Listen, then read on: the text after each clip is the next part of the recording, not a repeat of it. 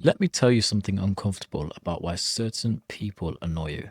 Humans often dislike in others what they're ignoring in themselves. Let me explain. A lot of the time, when someone annoys you, triggers you, or makes you feel some sort of way, it's not actually about them, it's about you.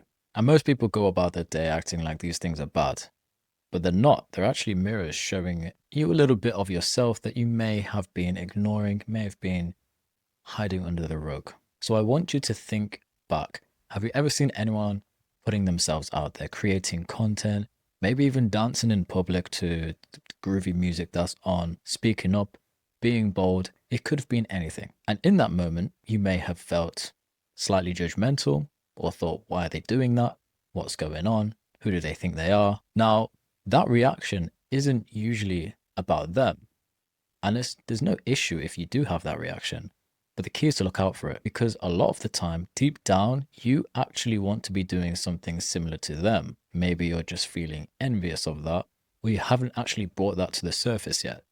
Because a lot of the time, deep down, that's something you want to be doing, whether you know it or not. And that stings, knowing that you haven't had the courage to do it yet. And someone else out here is making their dreams a reality, and you're sitting on the sideline not making it happen. Put it this way: successful people do not hate on other people trying to become successful. Fit people don't hate on beginners in the gym trying to get fit, trying to lose weight. It doesn't happen. That's not how it works. Although many people think that is how it works. Oh, I can't go to the gym because people are going to judge me. No, no one cares. They're all too busy doing their own thing. And they might actually think, good on that guy or good on that girl for changing their life or taking the step to do that. And that's usually what they will think.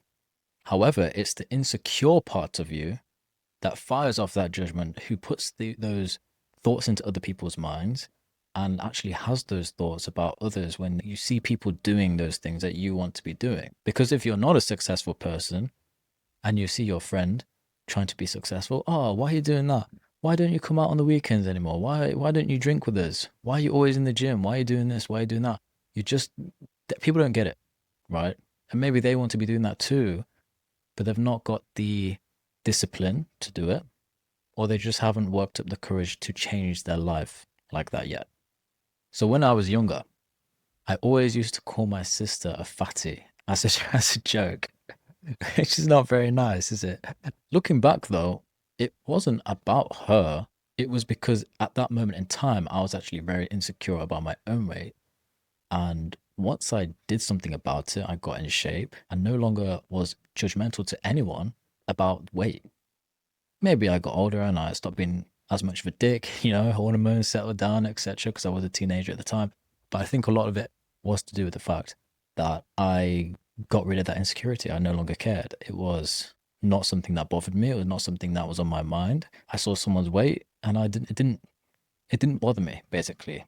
It didn't trigger me because that's not a problem for me anymore. Once I fixed that insecurity, there was no need for me to joke about that. There was no need for me to project that outward onto other people, including mostly my sister. And that's often how humans work. We judge in others what we are avoiding in ourselves, or what part of ourselves we know we want to be improving or changing for the better. So that person who's super confident, does that make you uncomfortable? Well, that's probably because you want that for yourself too. Maybe you're out shopping or you're at a cafe and someone in front of you is just being super slow and it kind of pisses you off. Maybe, just maybe, you just haven't learned to have patience yet. And then that impatience is going to show up in other areas of life. If you can't handle that in the small moments, how are you ever going to handle moments that requires patience from you in bigger moments? You're not. You're going to just stress the fuck out all the time. And that's not a good position to be in. So maybe you need to learn a bit of patience. Maybe someone does something that you don't agree with and you don't speak up. And now you're not actually mad at that person. You're annoyed at yourself for not having the courage to go up and speak up in that moment. You see what I mean? Meaning that you're mad at yourself because they've actually exposed that part of you who just remains quiet and doesn't speak up for themselves or doesn't speak out against things that actually bothers them, against your values, against your morals. So what does that kind of tell you about yourself as a person. Now, as uncomfortable as it is, the key is to lean into these moments, not to run away from them. Don't just react, reflect. Ask yourself, why did that bother me? And what part of me is being exposed right now? And that's going to teach you a lot of things once you actually get down to the bottom of that. Because as I told you about my story with my sister, once the root problem disappears, once the insecurity disappears, then the trigger disappears. You will no longer react to these things because they won't bother you anymore. You literally stop caring. Easy as that. And it's not something that just happens overnight. It will just be something that happens over time, and you'll wake up and realize, I used to be like that.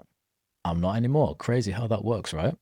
Because you've not avoided doing the work and you've just fixed that insecurity, fixed the reflection that was constantly being shown back to yourself. And in turn, this will lead you to becoming more of someone who celebrates others when you see them trying, when you see them wanting to do things, rather than becoming a hater like so many people in this world actually are. So remember, whenever someone annoys you, whenever something irritates you, they're not doing it on purpose. And it's always good to actually try to figure out why that is actually annoying you, why that is irritating you. And maybe they are just really fucking annoying. That could be a very real thing, but it's worth just double checking and doing those reflections as well, as uncomfortable as they can be. And also, what happens if you start doing these things, you grow as a person, and you notice people hating on you? Good. That means you're doing something right. You're doing something brave enough that these people haven't actually been able to step outside their comfort zone and do that for themselves, or give themselves the permission to actually go ahead and do that thing, to try that thing, to fail, to learn to succeed. They will never know that. They'll live with a life of regret, but you won't, because you've tried and now you're getting hate for it, but don't worry about it. It's all good, man. It's no stress. It's just part of doing it. People are always going to hate. So try not to worry about it, because what we've learned today is that the reactions are never based on you. It's always about their inner self, about themselves. It's a mirror.